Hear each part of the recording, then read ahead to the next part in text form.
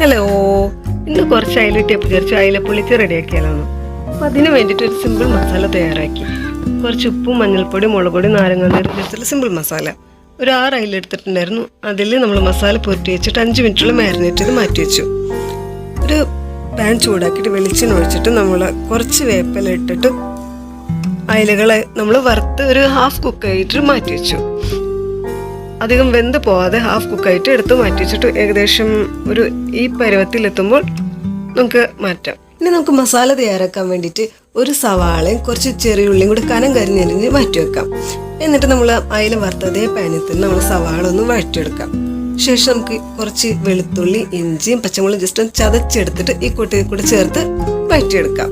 അതൊന്ന് സെറ്റായി വരുമ്പോഴത്തേക്ക് നമുക്ക് ഒരു തക്കാളിയും കുറച്ച് വേപ്പിലയും കൂടി അരിഞ്ഞ് ചേർത്ത് ഒന്ന് മസാല നമുക്ക് റെഡിയാക്കാം. ശേഷം നമ്മൾ ഉപ്പും മഞ്ഞൾപ്പൊടിയും മുളക് പൊടിയും കുരുമുളക് പൊടി ആവശ്യത്തിന് ചേർത്തിട്ട് മസാല റെഡിയാക്കാം.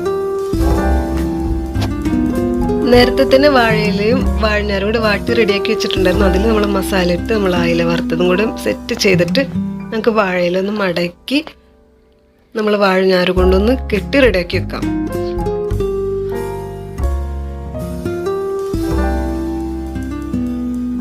ശേഷം നമുക്ക് ഒരു പാനിൽ കുറച്ച് വെളിച്ചെണ്ണ ഒഴിച്ചിട്ട് നമ്മളെല്ലാ പൊതികളും ഒന്ന് അടക്കി വെച്ചിട്ട് ഒരു 5 മിനിറ്റോളം ഒന്ന് കുക്ക് ചെയ്തെടുക്കാം മൂടി വെച്ചിട്ട് തന്നെ.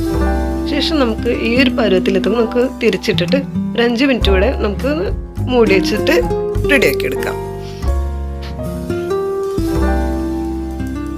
അങ്ങനെ നമ്മുടെ ടേസ്റ്റി ആയിട്ടുള്ള വളരെ ഈസി ആയിട്ടുള്ള അയില പൊള്ളിച്ചത് റെഡി ആയിട്ടുണ്ട്. നമുക്ക് ചൂടോടുകൂടി തന്നെ ചോറിനൊപ്പം കഴിക്കാം.